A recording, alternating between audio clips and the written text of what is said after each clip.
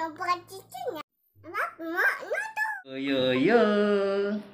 assalamualaikum warahmatullahi wabarakatuh. Ya, kembali lagi di Habibie Yusuf TV, channel YouTube dengan subscriber yang sedikit. Nggak masalah, sedikit bukanlah penghalang untuk kita bisa saling berbagi apapun itu, berbagi kebaikan dalam bentuk apapun, termasuk berdiskusi, menyampaikan materi. Semoga ini menjadi amal ibadah untuk kita semua pastinya. Amin. Ya, kita akan membahas dalam video kali ini adalah tentang konsep dasar kurikulum. Ini di administrasi pendidikan ada nih, ya, mata kuliah administrasi pendidikan, ya bahaslah tentang kurikulum. Karena bagaimanapun juga, ya kita tidak akan pernah lepas dari kurikulum di dunia pendidikan. Karena core-nya, intinya ada di kurikulum. Bahkan kita dalam artian Indonesia, PTKIN belum ada sepertinya, ya. Tapi untuk kampus negeri di Indonesia ada itu bukan mata kuliah, jurusan. Kalau mata kuliah ada di perguruan tinggi keagamaan Islam negeri, ada mata kuliah kurikulum. Untuk jurusan spesifik kurikulum sudah ada di kampus-kampus negeri Indonesia. Misalnya di Universitas Pendidikan Indonesia itu ada mata kuliah, bukan mata kuliah, ada jurusan khusus kurikulum, namanya jurusan pengembangan kurikulum. Yang uniknya, jurusan prodi ini mulainya bukan dari S1 gitu ya, mulainya dari S2 gitu. Kenapa mulainya dari S2? Karena memang untuk mempelajarinya agak lebih expert, ya. Dia sudah harus mengetahui terlebih dahulu teori-teori dasar yang lainnya, manajemen dan sebagainya. Baru nanti orang mau spesifik masuk ke kurikulum. Dan nama jurusannya juga bukan jurusan kurikulum, jurusan pengembangan kurikulum. Nah, gitu. Jadi kalau udah masuk pembahasan kurikulum, harusnya udah selesai masalah-masalah manajemen, sudah di handle lah, sudah diketahui oleh orang-orang yang ingin mempelajari kurikulum biasanya, ya, kalau untuk tingkat pendidikan. Tapi kalau untuk mempelajari, ya siapapun boleh dan kapanpun bisa gitu, ya. Itulah ilmu pengetahuan. Oke, terima kasih. Kita langsung saja ke materinya, diskusinya. Sebelum kita mulai, alangkah baiknya kita beristighfar dalam hati kita masing-masing. Istighfar dimulai 6 kali. Astagfirullahaladzim.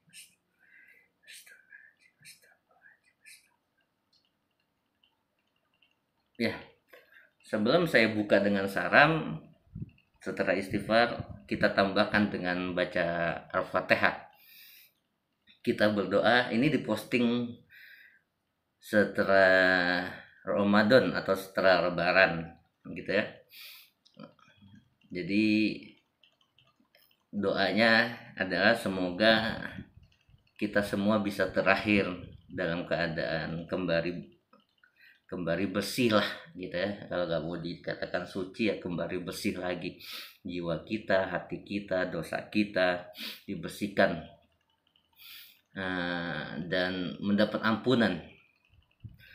Dan di bulan Syawal ini, bagi yang belum menyelesaikan puasa Syawal, untuk segera menyelesaikan puasa Syawalnya. Karena sebab itu kita doa mengirim Al-Fatihah untuk kebaikan. Al-Fatihah.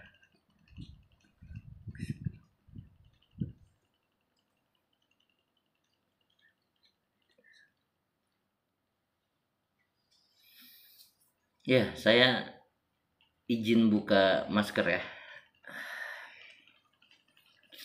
Oke. Assalamualaikum warahmatullahi wabarakatuh. Nah, ada yang belum jawab salam itu. Sekali lagi, ya. Assalamualaikum warahmatullahi wabarakatuh. Ya, yeah. Biasa dalam sebuah pembahasan, termasuk pembahasan kurikulum, kita akan memulai dari apa sih itu pengertian dari kurikulum gitu. Misalnya saya mengutip dari Abdullah ya, Abdullah Idi dalam judul bukunya yang tentang kurikulum, spesifik pengembangan kurikulum, teori dan praktek. Nah, jadi teori dan praktek. Nah, diterbitkan di Jogja ini buku. Dia mengartikan begini, ada dua pembahasan tentang pemahaman kurikulum. Ya, ada dua pemahaman tentang apa sih itu kurikulum, dan ini menjadi pemahaman umum global. Pertama adalah pemahaman pandangan tentang gaya-gaya yang klasik ya, tradisional, yang memahami bahwa kurikulum itu sebagai rencana pelajaran di suatu sekolah ya, rencana pembelajaran di suatu sekolah. Jadi pelajaran-pelajaran apa saja yang harus ditempuh di sekolah gitu ya, itulah kurikulum. Jadi spesifik itu mata pelajarannya apa gitu kalau di sekolah. Kalau di kuliah mata kuliahnya apa gitu. Itu kurikulum. Ada pengertian seperti itu. Dan itu pengertian sempit dan tidak salah juga.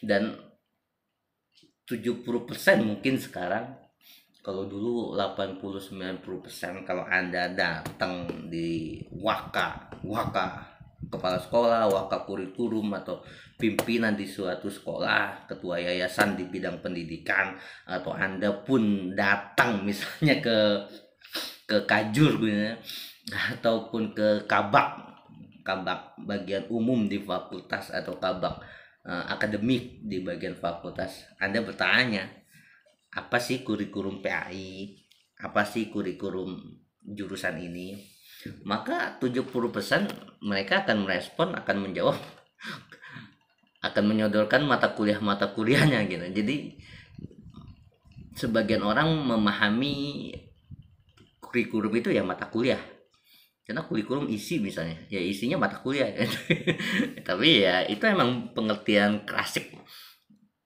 dalam arti sempit, dan tidak ada yang salah dalam pemahaman itu ya.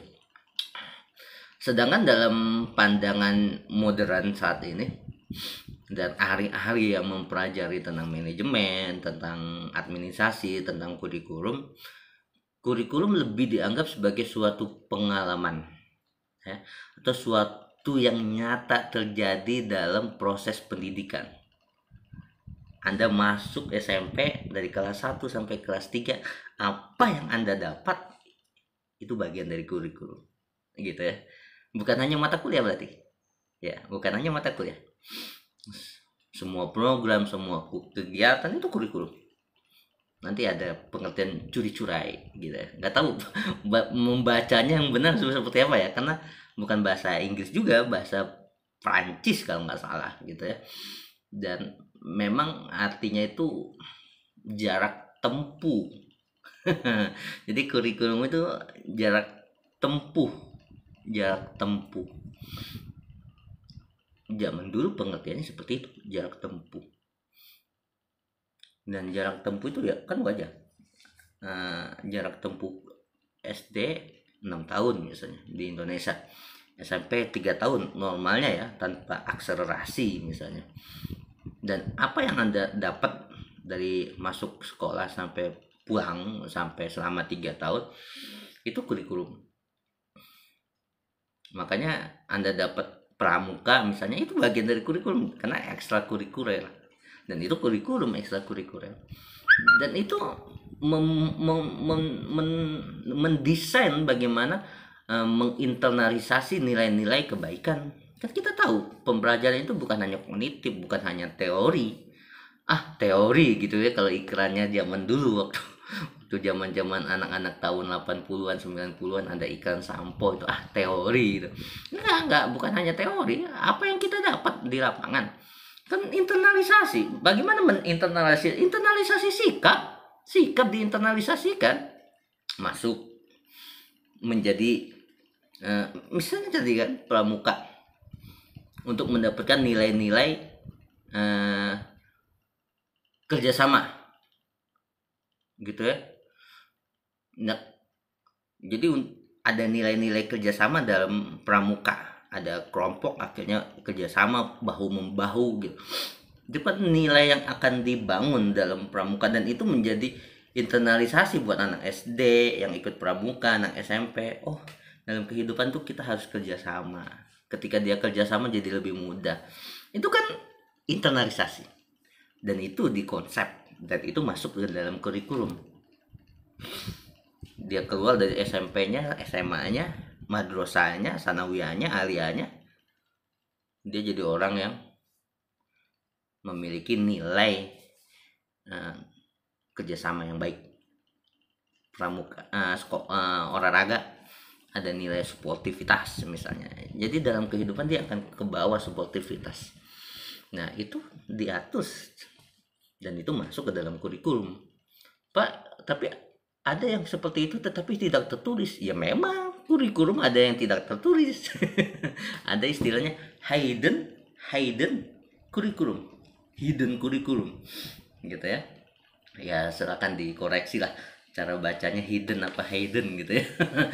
Intinya bahasa Indonesianya kurikulum tersembunyi. Yang tersembunyi kurikulumnya ya. Jangan Anda sebagai manusia laki-laki tersembunyi jadi pengecut ya. Beda-beda pembahasan. Kurikulum hidden kurikulum gitu ya. Nah, dalam hal ini misalnya Hasan mengemukakan bahwa untuk mencari rumusan kurikulum dapat ditinjau dari setidaknya 4 dimensi. Pertama, kurikulum sebagai suatu ide.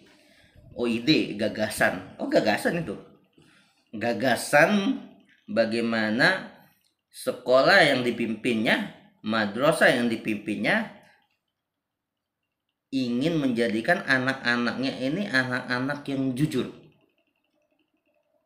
Maka muncullah ide-ide bagaimana ada program-program untuk membuat internalisasi nilai-nilai kejujuran kepada anak. Itu kurikulum. Disiplin, gimana bikin program tentang disiplin? Bagaimana bisa disiplin kalau guru-gurunya tidak disiplin? Maka dibikin kurikulum, dibikin program, dibikin peraturan. Itu bagian dari kurikulum. Jadi kurikulum sebagai ide,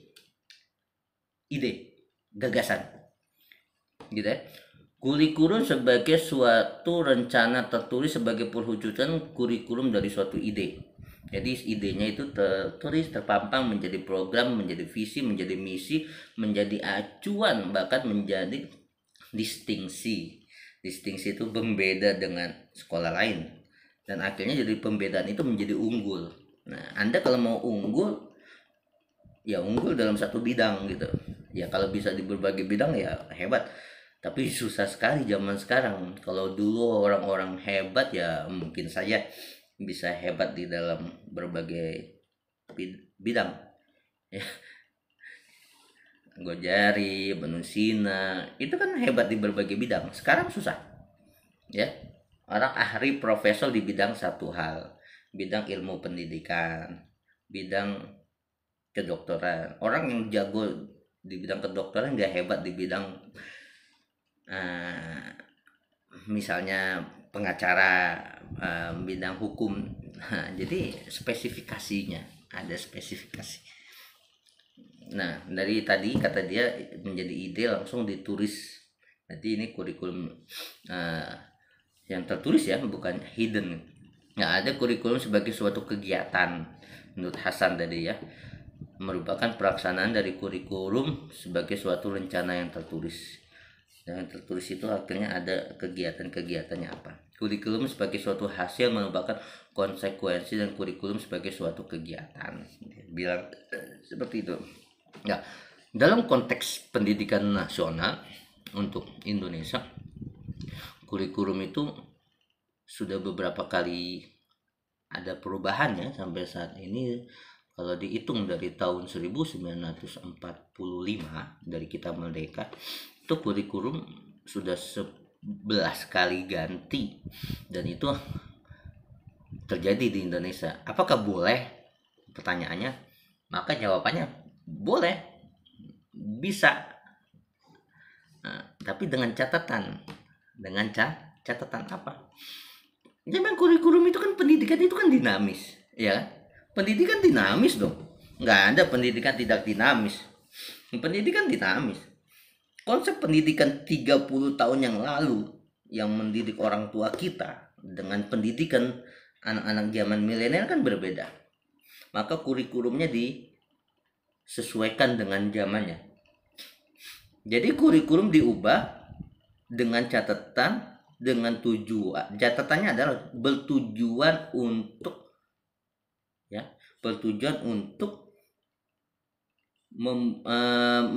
bukan mengikuti, tetapi bertujuan untuk menyesuaikan dengan kehidupan, ya kan?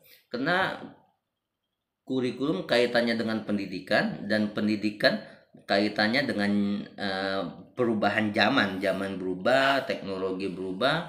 Maka tujuan dari anak-anak zaman dulu, zaman sekarang ya tujuannya, nilai-nilai dasarnya sama gitu ya, nilai-nilai kebaikannya, tetapi ada tujuan-tujuan spesifik yang berbeda. Maka buatlah kurikulum yang menyesuaikan dengan keadaan. Bahkan kurikulum zaman yang sama, tapi satu di Indonesia, satu di Finlandia, satu di Jepang, itu kan kurikulumnya bisa berbeda. Bahkan bukan hanya zaman, tetapi lokus dan lokasi. Jadi menyesuaikan arah pendidikan Indonesia mau seperti apa, menyesuaikan dengan perkembangan anak-anak zaman sekarang gitu. Maka kurikulum diubah berdinamis mengikuti konteks untuk memenuhi, bahasanya untuk memenuhi kebutuhan anak-anak di zaman sekarang, memenuhi tujuan dari pendidikan pada zaman sekarang, bukan alasan yang lain. Nah, itu yang bahaya. Alasan politik nggak boleh tuh, nggak tepat. Alasan politik dalam artian seperti ini ya, oh saya mumpung jadi menteri pendidikan, untuk meninggalkan legasi pendidikannya ada kurikulum di zaman saya mau ganti kurikulum gitu.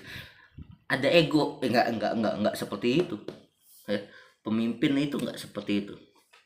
Nah, kan gitu ya. Oke. Kurikulum lebih diartikan sebagai suatu rencana atau dokumen yang tertulis. Kurikulum tuh rencana, dokumen yang tertulis ya, dalam konteks pendidikan nasional. Kenapa? Karena kalau nggak ditulis nggak jelas tujuannya untuk apa gitu ya. Walaupun ada tetap beberapa kurikulum yang tidak tertulis tadi, hidden kurikulum, yang sudah menjadi budaya kultur di lembaga sekolah tersebut misalnya. Nah, hal ini bisa dilihat dalam pengertian kurikulum sebagaimana yang tercantum dalam Undang-Undang Sistem Pendidikan Nasional nomor berapa? Undang-Undang Sistem Pendidikan Nasional ini diposting di tahun 2021 ya. Siapa tahu ada yang menonton di 8 tahun 10 tahun kemudian, dan sistem pendidikan nasional sudah ada perubahan undang-undangnya gitu ya. Tapi di tahun 2021 kita masih menggunakan nomor 20 tahun. Iya, pintar, tahun 2003.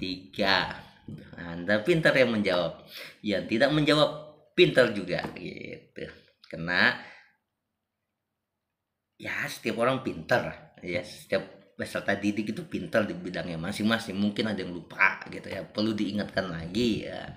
Oke.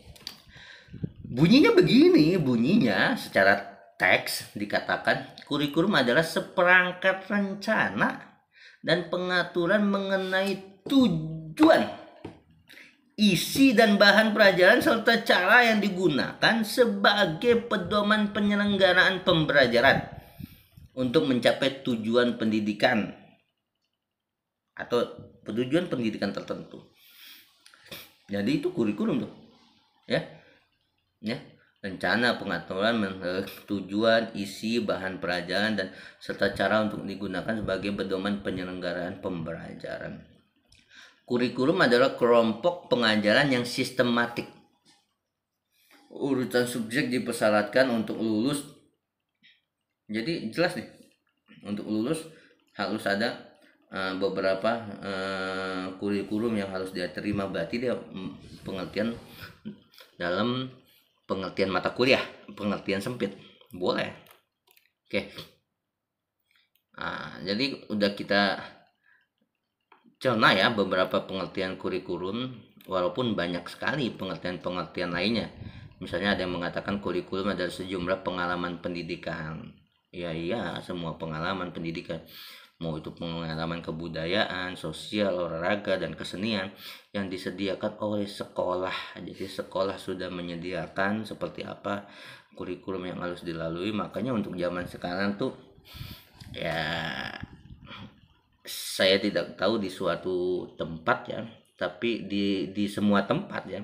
Tapi salah satu contohnya saja di Bekasi misalnya, ada orang tua yang memang sengaja memasukkan anaknya ke sekolah yang biayanya sampai 16 juta misalnya, biaya masuknya, sekolah internasional. Kenapa dia mau ngeluarin uang? Karena memang kurikulumnya sudah jelas, terbukti selama 3 tahun sekolah di SMP itu, atau yang SD ibtidaya, keluar di SD, di SMP, ternyata lulusannya bagus, alumninya taat kepada orang tuanya, sopan. Kenapa bisa? Ya karena ya selain memang orang tuanya mendidik, ya harus bagaimanapun juga ya pendidikan awal dasar itu ya dari rumah, dari orang tua. Tetapi sekolah akan membantu gitu. Kalau sekolahnya baik, habis itu keluar anaknya menjadi anak yang jujur, anak yang pemberani, orang tua mana yang nggak mau ngeluarin uang untuk anaknya gitu. Jadi pentingnya itu kurikulum seperti itu. Sekolah menjadi unggul karena kurikulumnya baik. Orang mau ngeluarin uang 16 juta untuk masukin anaknya ke sekolah yang unggulan, yang kurikulumnya bagus, yang sudah terbukti. Oh, udah terbukti keluar dari SD hafal 2 juz, pinter bahasa Arabnya, anaknya sopan. Siapa yang tidak mau? Hampir 90% orang tua pasti akan mengeluarkan dana seperti itu. Nah, ini menjadi PR buat kita di dunia pendidikan. Anda calon-calon guru pendidik ya, harus menjadi guru pendidik atau pemimpin di sekolah di suatu saat nanti, menjadi pemimpin yang hebat, yang baik, dan untuk kepentingan negara, untuk kepentingan bangsa, untuk kepentingan agama, untuk kepentingan Indonesia, memajukan pendidikan Indonesia. Harus berikan sekolah itu unggul. Jadi gak usah masuk sekolah internasional, orang tua udah bangga menyekolahkan anaknya ke sekolah madrasah, baik swasta ataupun negeri. Yang negeri juga harus seperti itu. Wah, negeri apalagi tuh, swasta juga. Jadi nggak usah orang tua itu membiayain besar untuk masukin anaknya sekolah internasional, tetapi madrasah sudah bisa menghandle itu. Ini nih, Anda bisa pendidikan di zaman Anda, mahasiswa saya, teman-teman mahasiswa saya, pasti Anda bisa lebih baik memajukan Indonesia. Gitu ya. Oke, kita akan bahas fungsi kurikulum. Fungsi. Pada dasarnya kurikulum berfungsi sebagai pedoman dong. Kalau udah jadi harus ditaati, kan ini pedoman selama 3 tahun. Kalau ada apa-apa larinya ke pedoman, kan gitu. Menjadi acuan ya, pedoman, pegangan, bukan cuan. zaman sekarang mikirin cuan gitu. Kripto, Bitcoin, enggak gitu ya. Pikirannya adalah dunia pendidikan, kan gitu, ya kan? Oke. Namun apabila berbicara fungsi kurikulum bagi kepala sekolah, guru, orang tua, masyarakat, dan siswa akan ada perbedaan untuk fungsi kurikulum itu sendiri. Misal, bagi kepala sekolah, kurikulum berfungsi sebagai pedoman, pegangan dalam melaksanakan berbagai kegiatan program di sekolah ataupun dalam melaksanakan berbagai fungsi kepala sekolah sebagai pengawas, supervisor atau pengawas. Bagi guru misalnya, kurikulum berfungsi sebagai pedoman dalam melaksanakan proses pembelajaran. Pedoman untuk melaksanakan proses pembelajaran. Bagi orang tua, kurikulum berfungsi sebagai pedoman dalam membimbing anaknya belajar di sekolah. Selain itu sebagai pegangan, oh kurikulumnya seperti ini, kok tiba-tiba sekolahnya berbeda gitu. Nggak sesuai dengan kurikulum, kan itu menjadi ukuran juga bagi orang tua. Akhirnya bisa memberikan pendapatnya, protesnya ke sekolah, sah-sah saja selama sesuai dengan prosedur gitu ya. Oke, itu bagi orang tua. Bagi masyarakat, kurikulum berfungsi sebagai pedoman memberikan bantuan bagi penyelenggaraan atau terselenggaranya proses pendidikan di sekolah. Bagi siswa, kurikulum berfungsi sebagai suatu pedoman belajar gitu. Oke, sekarang peranan dari kurikulum itu sendiri. Menurut Amarik, kurikulum dalam pendidikan formal memiliki peranan yang sangat strategis menentukan pencapaian tujuan pendidikan. Tujuan pendidikan bisa tercapai kalau kurikulumnya bisa dilaksanakan dengan baik. Gitu. Peranan untuk begitu ya. Misal, ini menurut Amarik ya, di dalam bukunya Manajemen Pengembangan Kurikulum Umar Amarik tahun 2006. Dia juga mengatakan peranan yang sangat strategis dari kurikulum itu untuk menentukan pencapaian dari tujuan pendidikan, yaitu peranan secara konservatif sebagai sarana untuk mentransmisikan nilai-nilai warisan budaya yang masih relevan dengan berbagai macam kegiatan program. Peranan kreatif mampu mengembangkan suatu yang baru, inovatif. Peranan kritis atau evaluatif untuk menilai dan memilih nilai budaya setelah pengetahuan baru yang akan diwariskan. Oh iya, ada pengetahuan baru, budaya baru gitu. Kalau memang bagus diterapkan, yang diterapkan, diinovasikan bagaimana gitu. Dari kuliah sudah diajarkan pengetahuan tentang buat jurnal, misalnya seperti itu. Ada dosen-dosen yang sudah melaksanakan. 10 tahun yang lalu kan nggak ada gitu kan, karena 10 tahun 20 tahun yang lalu belum menjadi patokan, misalnya jurnal atau penelitian. Jurnal ya terlebih ya, dijurnalkan, diinternasionalkan atau dipublish. Zaman sekarang karena seperti itu udah diajarin, ada mahasiswa yang sudah diajarin oleh dosennya.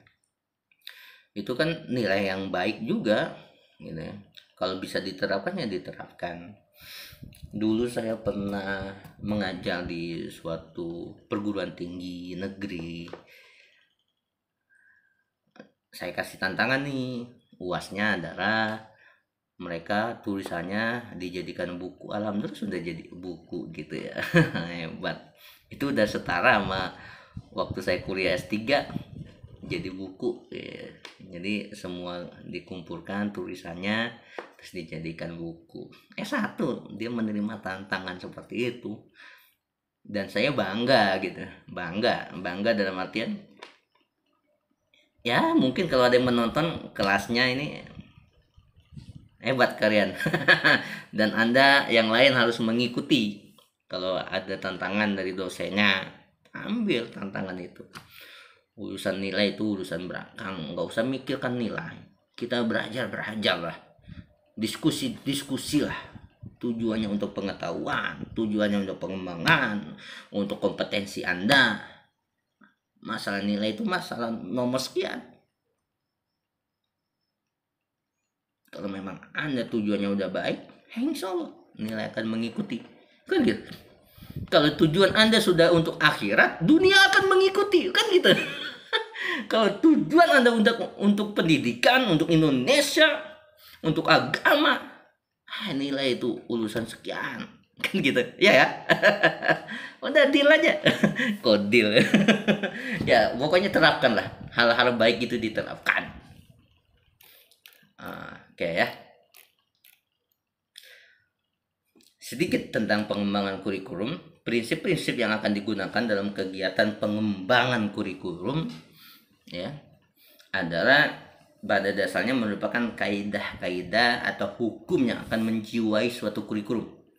Dalam pengembangan kurikulum dapat menggunakan prinsip-prinsip yang telah berkembang dalam kehidupan sehari-hari ataupun justru menciptakan hal yang sendiri. Ada prinsip-prinsip yang baik yang sudah ada dalam kehidupan sehari-hari, budaya lokal diakomodir ya, budaya lokal diakomodir.